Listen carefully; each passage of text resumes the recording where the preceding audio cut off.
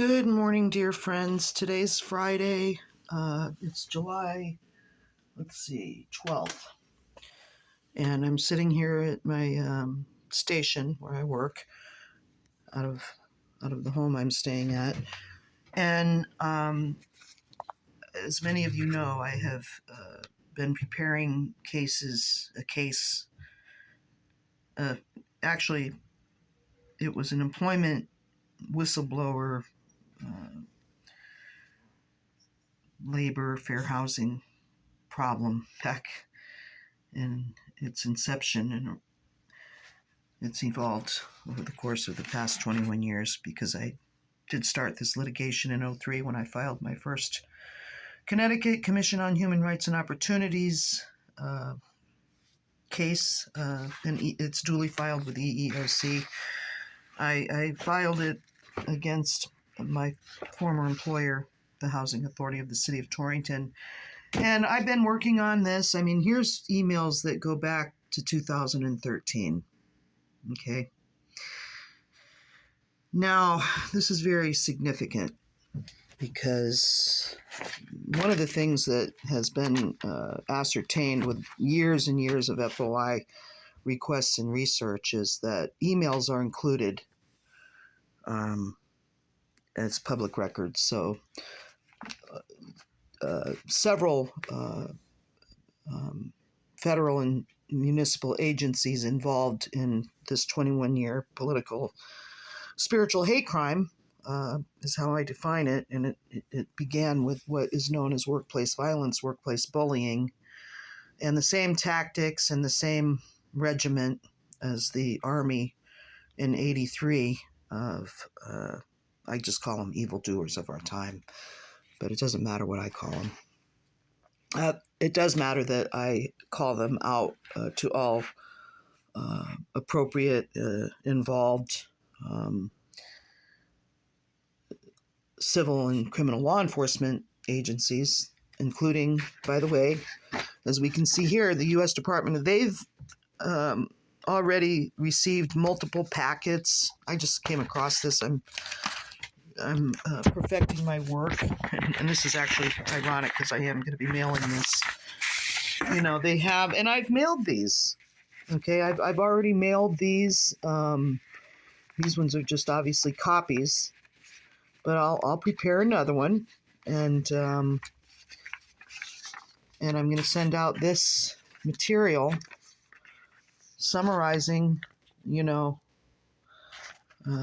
It's very, very significant that, number one, President Obama in 2011, I received a official White House email response to a letter that I wrote him May 20th, 2011.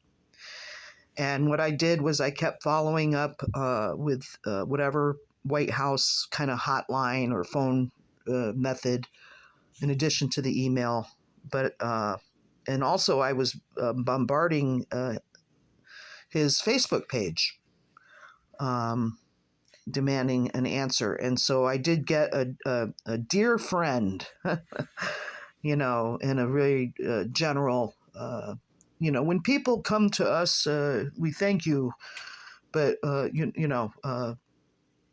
this is important to us. Contact the Department of Justice. And actually the court, Litchfield Superior Court in 2012, the clerk referred me to the Department of Justice Civil Litigation Unit when I had filed a affidavit for relief from abuse. I filed it in 2012, seeking the court to protect me from the constant warrantless retaliatory assault and batteries, home invasions, ambushes, imprisonments, kidnapping, false, all of it false, since 2010 through present. We've got a big problem here. So I'm really excited to have been able. Now I'm working on a huge task that I put away since 2022 when I left Utah for the second time. The first 3 years I lived there peacefully from 2016 to 2019. I left June 30th for reason of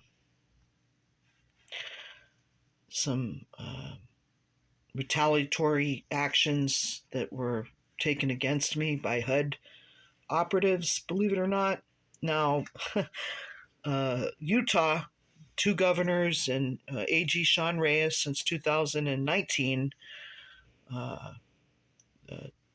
District Attorney in Tooele County, Gary Searle, and the Corporation Counselor, Attorney Broadhead, and the Tooele County Sheriff, they all have heard from me multiple times through 2019. They've got a problem because I kept going to all these people. Now, this is going to be very, very interesting how this unfolds. Okay, you see this? This guy is Robert Sager. He's now the chief of police in Grantsville. He was advanced. He handed me this card, case number, and it's to Jesse Wilson, the city manager.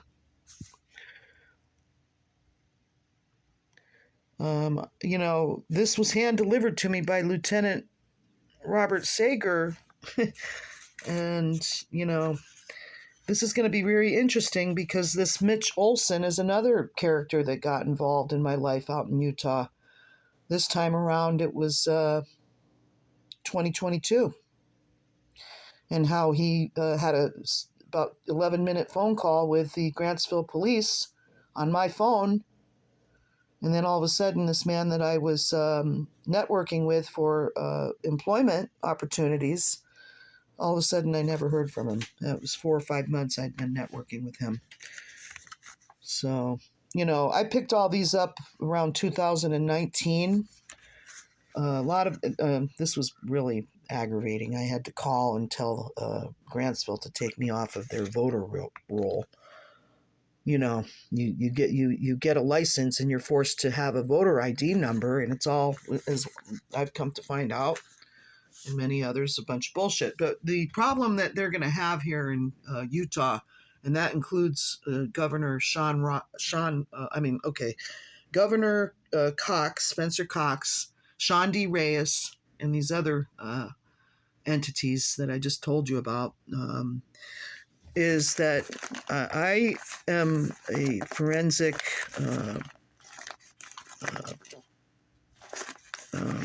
out of necessity investigator. Here's an interesting thing. When we get down to what happened in 2022, this individual, when I was working for Dell, this has all my employment history, 4 jobs within less than, it seems like 6 months. The Church of Jesus, Napa, when, I'm following up with all of this. And the problem that they're all going to have, too, by the way, is that the forensic is evidence that I have continued to gather and decipher. It's going to be a problem because when I report to the Department of Workforce Services and all of the criminal law investigators, all the way to the Department of Justice, I had to put together a little wow, look at how hard I looked at trying to get a job. Wow, that's freaking amazing. And, Napa, and this is definitely, a big problem for them in their PR, because they're going to continue to hear from me. Okay. I applied for a job August 6th, 2021. On my birthday, August 24th, they offered me a position. And by February of the following year, due to, guess what, the exact same type of workplace violence, workplace discrimination you know, and, this whole thing started, and, Napa was one of them. The Church of Jesus Christ of Latter-day Saints was another one. Del Sinclair and also Chevron Way Station. And the Grantsville City Police, the Tooele County Sheriff, and even the Utah Highway Patrol got involved in this. That's the state equivalent to what Connecticut calls their state police. But friends, I am not the bad guy. I've never been the bad guy. And I have so much complex litigation. People would be shocked at the method that God used to be able to continue to provide me the wisdom. This is no joke. We go back here to this whole cabinet being full. This is what I have left of all of my VA Army. And this is after a bunch of stuff. These are a bunch of transcripts. The transcripts for the housing foreclosure that I advanced to appeal on this house, the house that, this was in 95 when I bought it. And, Cute Country Cape would have been bought and paid for next year, 30-year mortgage. McHugh Mortgage, Connecticut Housing Finance Authority, the quasi-public agency.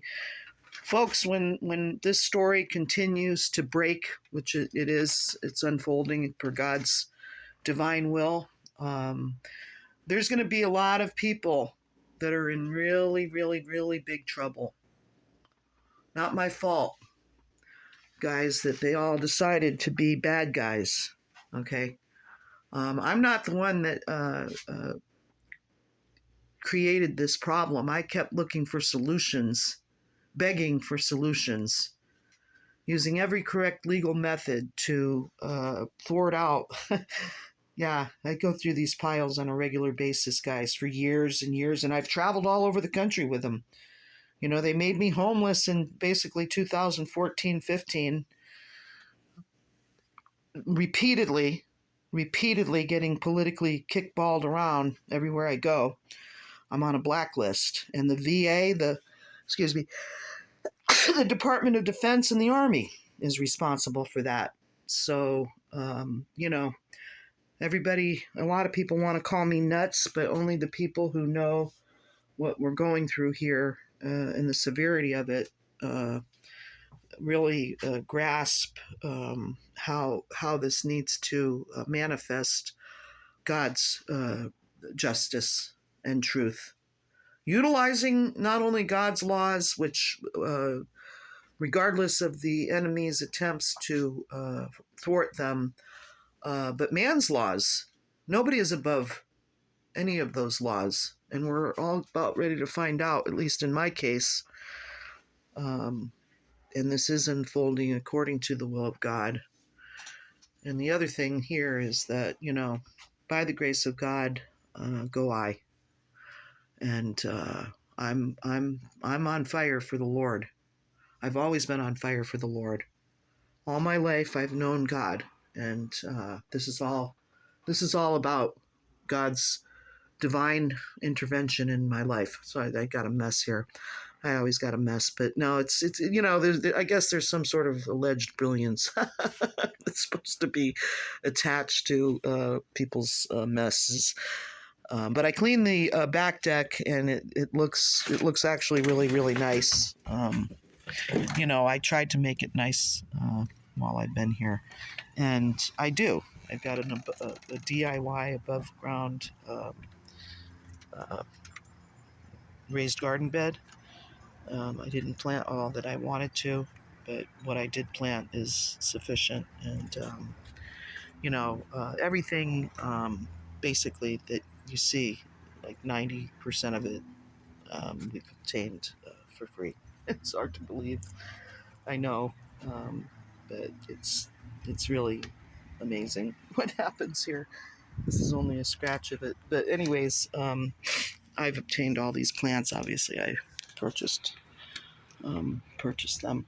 So, because I like to have plants and flowers my home on Clearview for 20 years, the back deck was all full of. I love coleus. I didn't buy any this year, and I stopped buying because I'm on my way out of here.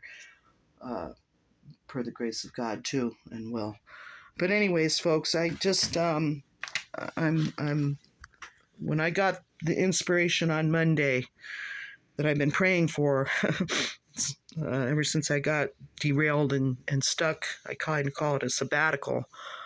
But what ends up happening here, I really want to recommend also this Legal Beagles video. John Gentry. I've been studying under him and Chris Hallett and others for many, many years. And, the good news is that all I say is, hey, God won the war on the cross of salvation.